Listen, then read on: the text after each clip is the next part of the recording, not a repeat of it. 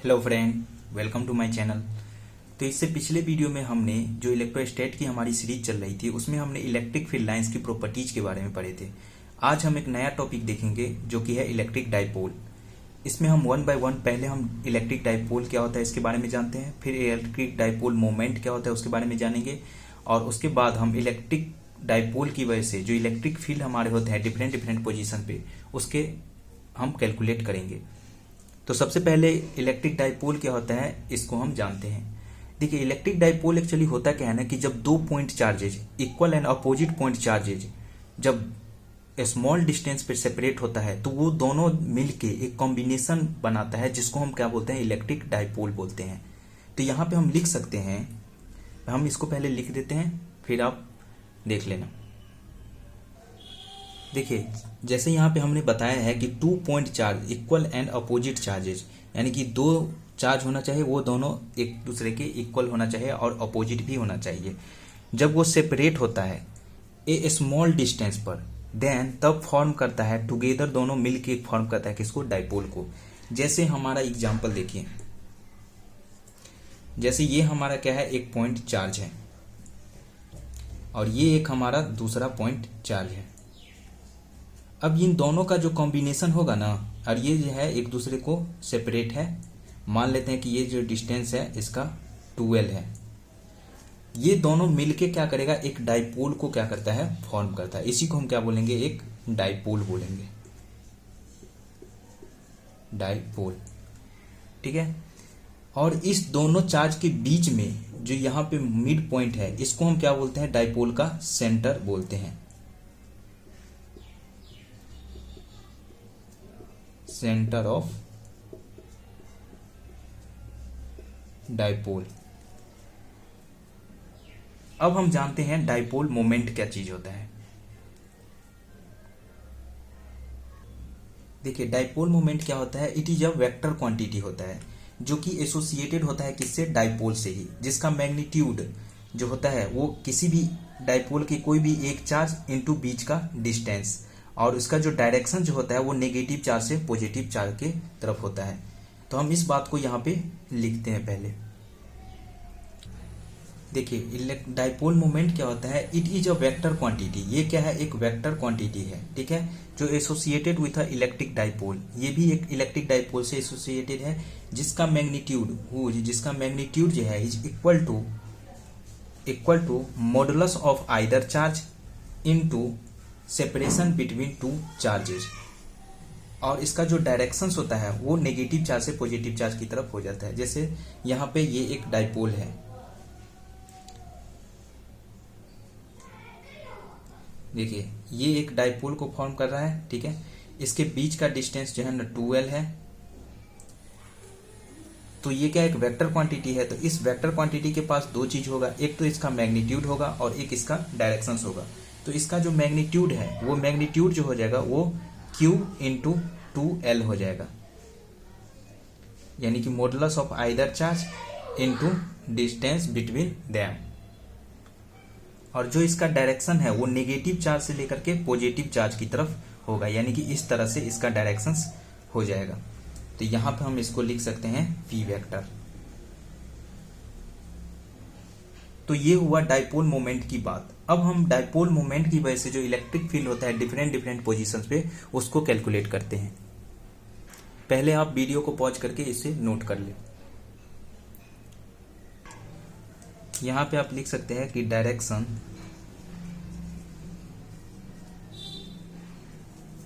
Negative charge to positive charge, और ये जो हो गया इसका एग्जाम्पल हो गया। तो आप इसे नोट कर लें। देखिए, अब हम डाइपोल की वजह से इलेक्ट्रिक फील्ड को देखते हैं। सबसे पहला हम देखेंगे, इसमें हम केस बांट देते हैं कि सबसे पहला केस हम देखते हैं डाइपोल के एक्सिस पे। तो यहां पे हम लिख सकते हैं एक्सिस ऑफ डाइपोल।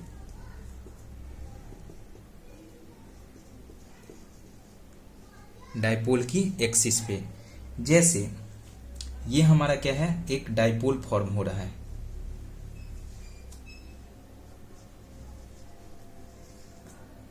इसके बीच का डिस्टेंस कितना है 12 है, और यहां से ये डाइपोल होगा, और यहां से हम क्या करते हैं, इसके सेंटर से x डिस्टेंस पे यहां पे हम एक पॉइंट ले लेते हैं। ये डाइपोल का क्या होगा, एक्सिस होगा। x डिस्टेंस पे हम सेंटर से पॉइंट ले लेते हैं, और यहां पे हम इलेक्ट्रिक फील्ड क्या करते हैं, कैलकुलेट करते हैं। एक चीज हम जानते हैं कि पॉइंट चार्ज के कारण, अगर मान लीजिए कि यहां पे अगर कोई पॉइंट चार्ज प्लस q है, तो इसके कारण अगर इस पॉइंट पर इलेक्ट्रिक फील्ड निकालना है और ये डिस्टेंस क्या है r है, तो कितना हो जाता है KQ/r² होता है। अब हम उसी तरह यहाँ पे जो नेट इलेक्ट्रिक फील्ड हम निकालेंगे P पॉइंट पे, वो हम क्या करेंगे, दोनों चार्ज के कारण जो है इलेक्ट्रिक फील्ड का क्या करेंगे, सम कर देंगे। अब एक्चुअली देखिए होगा क्या यहाँ पे कि जो ये चार्ज है ये तो पॉजिटिव चार्ज है, तो इसकी वजह से जो इलेक्ट्रिक फील्ड होगा, अगर हम इसको 1 चार्ज मानते हैं, इसको 2 चार्ज मानते हैं, तो इसकी वजह से जो इलेक्ट्रिक फील्ड होगा वो इधर की तरफ होगा, क्योंकि पॉजिटिव चार्ज है, E1 हो जाएगा। और इसकी वजह से जो इलेक्ट्रिक फील्ड होगा इस पॉइंट पे वो इधर की तरफ होगा, E2, जो कि ये क्या है, नेगेटिव चार्ज है। अब हम यहाँ पे नेट इलेक्ट्रिक फील्ड की अगर हम बात करते हैं तो होगा E1 माइनस E2, क्योंकि यहाँ पे क्या है, दोनों का सम एक दूसरे के क्या है, अपोजिट है, तो नेगेटिव हो जाएगा। अब हमारा इस चार्ज के कारण Q1 के कारण जो इलेक्ट्रिक फील्ड होगा वो कितना होगा, KQ बट्टा बीच का डिस्टेंस x माइनस एल का होल स्क्वायर, माइनस इसके कारण जो होगा KQ बट्टा x प्लस एल का होल स्क्वायर, चूंकि ये डिस्टेंस कितना है, यहां से यहाँ L, और ये भी डिस्टेंस यहां से यहाँ L है, तो इस चार्ज से डिस्टेंस जो है x माइनस एल, और इस चार्ज से जो डिस्टेंस है x प्लस एल हो जाएगा। अब हम इन दोनों को आगे प्रोसीड करते हैं। तो KQ क्या है, दोनों में कॉमन है, तो इसको हम कॉमन कर लेंगे। अब हम इसको कैलकुलेट करते हैं, तो 1/x माइनस एल का whole square minus 1/x plus L का होल स्क्वायर, KQ ये हो जाएगा क्या, x square plus L square plus 2xl, और ये हो जाएगा minus x square minus L square plus 2xl बट्टा x square minus L square का होल स्क्वायर। ठीक है, इस तरह से हो जाएगा।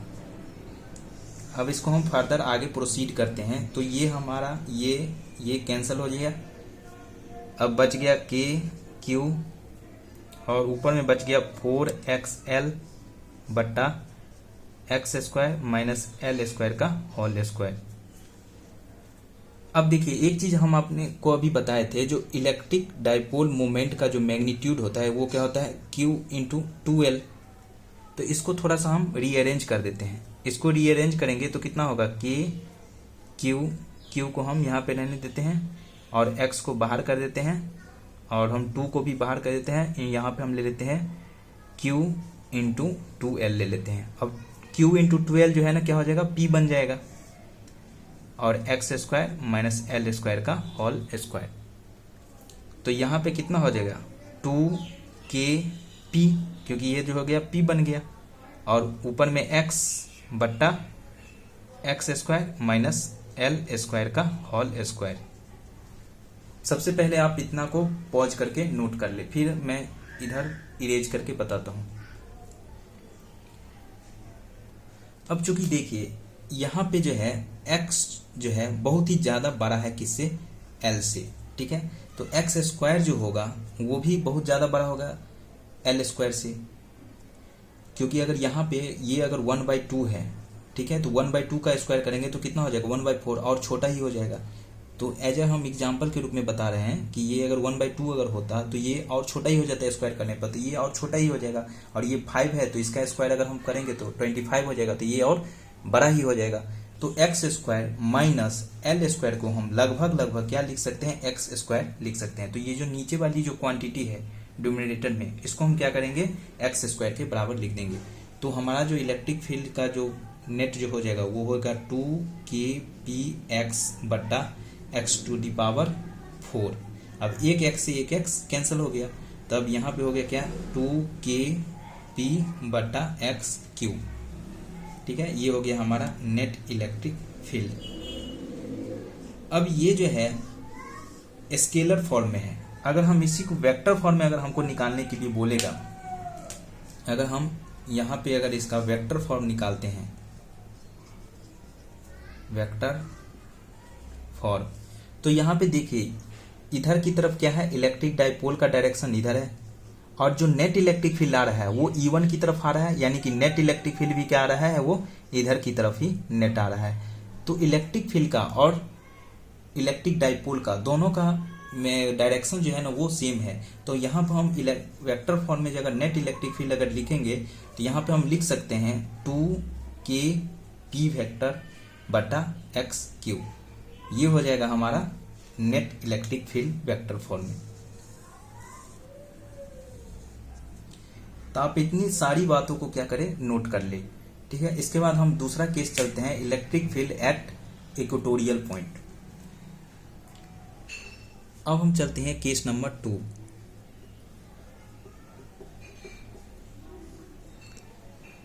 Electric field due to dipole on perpendicular bisector of dipole, dipole के परपेंडिकुलर बाइसेक्टर्स पर। देखिए इसका डायग्राम किस तरह से होगा। जैसे ये हमारा क्या है, डाइपोल, एक डाइपोल को फॉर्म कर रहा है। ठीक है, अब यहाँ पे ये एक डाइपोल है, इसका ये सेंटर है। अब सेंटर से हम इसके जस्ट परपेंडिकुलर क्या ले लेते हैं, एक पॉइंट ले लेते हैं। यहाँ पे हम x डिस्टेंस पे हमने एक पॉइंट ले लिया P। अब हमको यहाँ पे क्या करना है, इलेक्ट्रिक फील्ड निकालना है। अब देखिए क्या होगा कि यहाँ पे फिर से इलेक्ट्रिक फील्ड जो हम निकालेंगे दोनों पॉइंट चार्ज के कारण निकालेंगे। अब हम इस पॉइंट चार्ज को अगर हम यहाँ से मिला देते हैं, ठीक है, और ये बीच का डिस्टेंस जो है वो 12 है, और इसको भी हम जब यहाँ से मिला देते हैं, लाइन ज्वाइनिंग कर देते हैं दोनों चार्ज का, तो इसकी वजह से जो इलेक्ट्रिक फील्ड होगा वो इधर की तरफ होगा। ठीक है, इसको हम मानते हैं 1 चार्ज, इसको मानते हैं 2 चार्ज। तो ये जो होगा E1 होगा, और इसके कारण जो है ये नेगेटिव चार्ज है, तो इसके कारण जो इलेक्ट्रिक फील्ड होगा वो E2 इधर की तरफ होगा।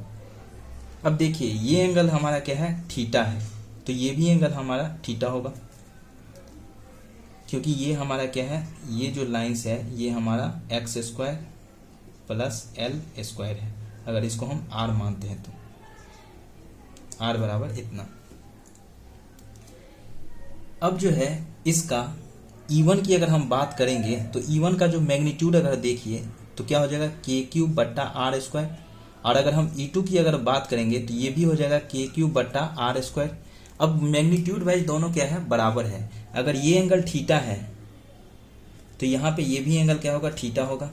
तो यहाँ पे जो है E1 का कंपोनेंट जो है ना, एक इधर की तरफ क्या होगा, E1 cos थीटा, और E2 का भी एक कंपोनेंट जो ये भी, अगर ये एंगल थीटा है तो ये भी एंगल क्या होगा, थीटा ही होगा। आप चेक कर सकते हैं, अगर यहाँ से आप परपेंडिकुलर लाइंस खींचे तो ये थीटा है तो ये 90 माइनस थीटा होगा, फिर ये थीटा होगा, और फिर ये थीटा होगा, तो ये यहाँ पे ये 90 माइनस क्या होगा, थीटा होगा। अगर ये 90 माइनस थीटा तो ये फिर थीटा हो जाएगा।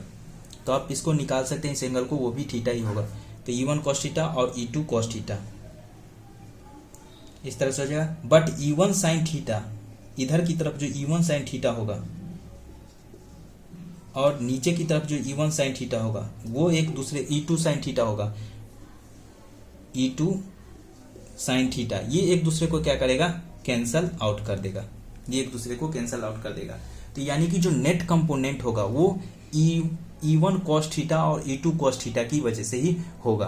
तो यहाँ पे हम लिख सकते हैं कि नेट जो इलेक्ट्रिक फील्ड होगा वो क्या होगा, E1 cos theta plus E2 cos theta, और चूंकि E1 E2 क्या है, दोनों इक्वल है, तो यहाँ पे हम लिख सकते हैं 2E cos थीटा, क्योंकि अगर इसको हम E मान लेते हैं, इसको भी हम E मान लेते हैं, तो यहाँ पे E1 E2 का वैल्यू हम रख देंगे तो 2E cos थीटा हो जाएगा। और cos थीटा की जो वैल्यू अगर हम निकाल लें तो cos थीटा क्या होगा, L अपॉन R यानी कि L upon root under x square plus L square, ये हो जाएगा।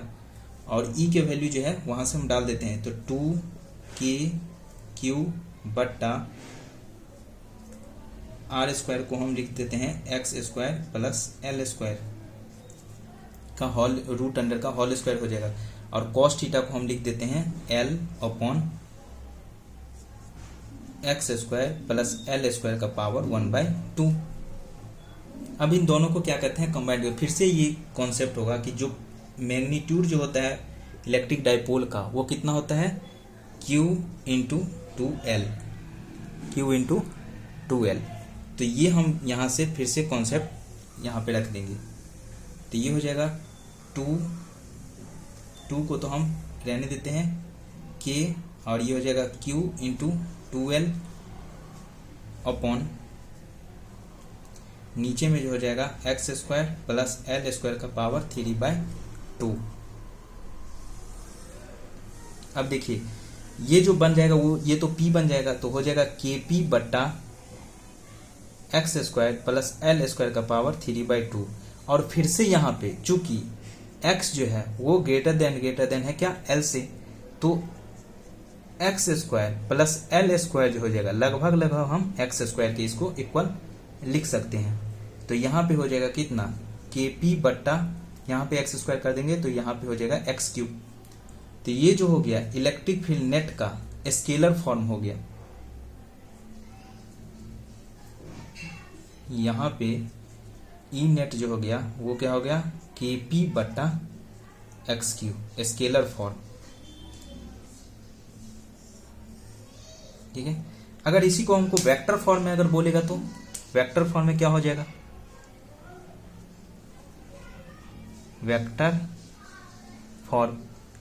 वेक्टर फॉर्म में क्या होगा। अब देखिए इलेक्ट्रिक डाइपोल मोमेंट जो है वो इधर की तरफ है, ठीक है, और जो नेट इलेक्ट्रिक फील्ड आ रहा है वो नेट इलेक्ट्रिक फील्ड हमारा इधर की तरफ आ रहा है। ये आप देख रहे हैं कि एक दूसरे के क्या है 180 डिग्री पर है, यानी कि एक दूसरे के अपोजिट है। तो यहाँ पे जो ई नेट होगा वो हो जाएगा इसके अपोजिट, तो यहाँ पे एक माइनस आ जाएगा KP बट्टा एक्स क्यूब। अगर इसको बोलेगा वेक्टर फॉर्म में लिखने के लिए तब यहाँ पे क्या होगा, एक माइनस आ जाएगा। तो यहाँ पे आप देख सकते हैं कि इलेक्ट्रिक फील्ड जो है एक दूसरे के अपोजिट आ रहा है, जबकि एक्सियल वाले पोजीशन पे क्या आ रहा था, सेम आ रहा था। इसी को हम क्या बोल सकते हैं, ई परपेंडिकुलर भी बोल सकते हैं। और जो पिछला वाला केस था उसको हम ई एक्सिस भी बोलते हैं। तो आप पहले इतने सारे को नोट कर ले एक एक बात को। यहाँ पे जो परपेंडिकुलर कंपोनेंट था एक दूसरे को क्या कर रहा था, कैंसिल कर रहा था। इसके बाद हम नेक्स्ट केस पे चलते हैं, केस नंबर 3 पे। देखिए केस नंबर 3 पर जाने से पहले हम एक नोट देखते हैं। हमने जो ई एक्सिस पे निकाला था, यानी कि एक्सिस वाले पॉइंट पे जब हम निकाले थे, जैसे ये डाइपोल था और इसके एक्सिस पे यहाँ पे जो हमने निकाला था, तो ये जो आया था वो हमारा कितना आया था, मैग्नीट्यूड 2KP बट्टा एक्स क्यूब। और जो हमने इक्वेटोरियल यानी कि परपेंडिकुलर जो हमने निकाला था वो आया था हमारा KP बटा एक्स क्यूब। अगर हम इसको E मानते हैं तो ये हमारा देखिए कितना हो जाएगा, ये हमारा 2E के बराबर हो जाएगा। ये हमारा 2E के बराबर हो जाएगा। तो यहाँ पे हम बोल सकते हैं कि E जो एक्सिस वाला है मैग्नीट्यूड वो 2 टाइम्स है किसके, E इक्वेटोरियल वाले के, यानी कि E परपेंडिकुलर वाले के 2 टाइम्स है। यहाँ पे एक नोट करने वाली बात है कि अगर हमको रिलेशन अगर इस तरह से अगर बोलेगा तो हम डायरेक्ट निकाल सकते हैं। यहाँ पे अगर मैग्नीट्यूड सिर्फ पूछेगा तो आप इसे भी नोट कर ले। उसके बाद हम थर्ड केस पे चलते हैं। अब देखिए केस नंबर 3 देखते हैं। केस नंबर 3 क्या है, एक जनरल पॉइंट है, ना तो वो एक्सिस पे है ना तो वो इक्वेटोरियल पे है। जैसे ये हमारा क्या है, डाइपोल है।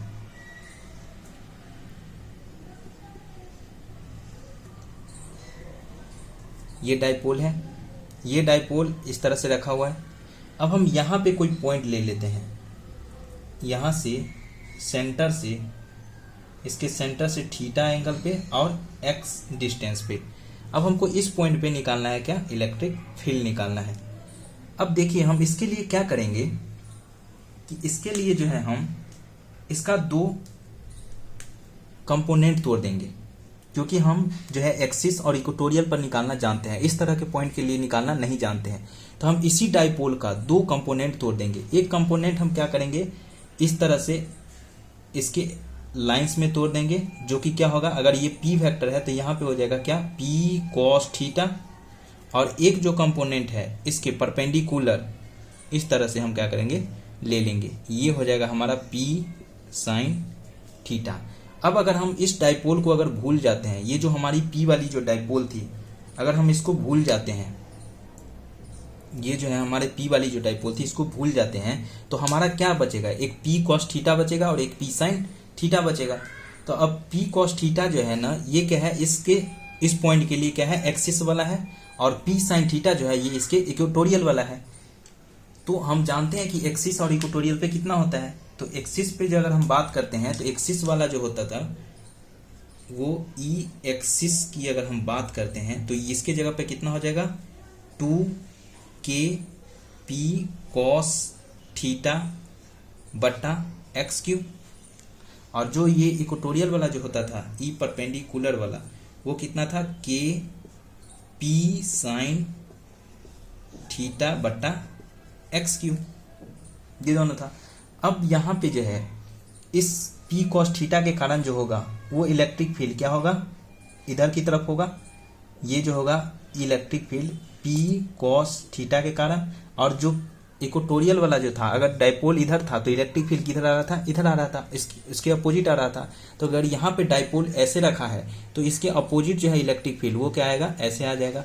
और ये किसकी वजह से होगा, ई पी साइन थीटा की वजह से होगा। ठीक है, तो ई पी साइन थीटा की वजह से यहां पे होगा। अब हम नेट की अगर हम बात करते हैं तो ई जो नेट होगा ये दोनों का क्या होगा, वेक्टर सम होगा। अब ये दोनों क्या है, डाइपोल एक दूसरे के परपेंडिकुलर रखा हुआ है, तो यहां पे जो होगा वो ई पी कॉस थीटा वाला का whole square plus e p sine theta की वजह से जो होगा उसका स्क्वायर। तो यहाँ पे पी कॉस थीटा की वजह से कितना था, 2k पी कॉस थीटा बटा एक्स क्यू का whole square plus sine theta की वजह से के पी साइन थीटा बटा एक्स यू का होल स्क्वायर, इस तरह से था। अब हम इसको क्या करते हैं, जो भी कॉमन है उसको हम बाहर कर लेते हैं। तो हमारा कॉमन क्या आ जाएगा, के पी बटा एक्स यू कॉमन आ जाएगा। तो रूट अंडर में कितना रह जाएगा, रूट अंडर में हो जाएगा हमारा 4 cos square theta plus sine square theta. अब हम एक चीज जानते हैं, छोटी क्लास में आपने पढ़ा होगा, cos square theta plus sine square theta is equal to 1 होता है। तो हम यहाँ पे साइन स्क्वायर थीटा की जगह पे हम लिख सकते हैं 1 माइनस कॉस स्क्वायर थीटा। ठीक है, तो यहाँ पे हम रख देंगे 1 माइनस कॉस स्क्वायर थीटा। तो root under 4 cos square theta plus 1 minus cos square theta. तो ये हो जाएगा के पी बटा एक्स क्यूब और ये हो जाएगा 1 प्लस 3 कॉस स्क्वायर थीटा। तो यहाँ पे जो नेट इलेक्ट्रिक फील्ड हो गया, वो नेट इलेक्ट्रिक फील्ड का जो मैग्नीट्यूड हो गया ई नेट का, वो कितना हुआ, के पी बटा x cube into root under 1 plus 3 cos square theta.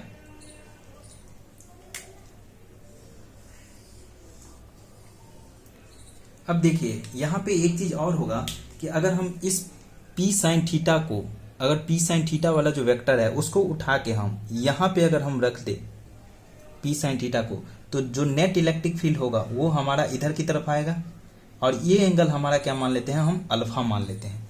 अब हम इस tan अल्फा की वैल्यू निकालेंगे। तो सबसे पहले आप इसे नोट कर ले, उसके बाद हम tan अल्फा की वैल्यू निकालते हैं। अब देखिए tan अल्फा की अगर हम वैल्यू निकालेंगे तो क्या होगा, यहाँ पे ये जो है हमारा परपेंडिकुलर कंपोनेंट है और ये हमारा मतलब परपेंडिकुलर बटा बेस हो जाएगा। तो परपेंडिकुलर में हमारा क्या है, ई पी साइन थीटा वाला है और बेस में जो है ना ई पी कॉस थीटा वाला है। तो पी साइन थीटा हमारा कितना था, अभी हमने निकाला था के पी बट्टा एक्स क्यू, सॉरी के पी साइन थीटा बट्टा एक्स क्यू, और ई पी कॉस थीटा वाला कितना था 2 के पी कॉस थीटा बटा एक्स क्यू से एक्स क्यू कट जाएगा, के पी कट जाएगा, ठीक है। तो ये साइन थीटा बटा कॉस थीटा कितना हो जाएगा टेन थीटा और डिवाइडेड बाय 2। तो हमारा जो टेन अल्फा जो आ गया वो हो गया टेन थीटा डिवाइडेड बाय 2। तो ये भी रिजल्ट आप क्या करें, याद रखें।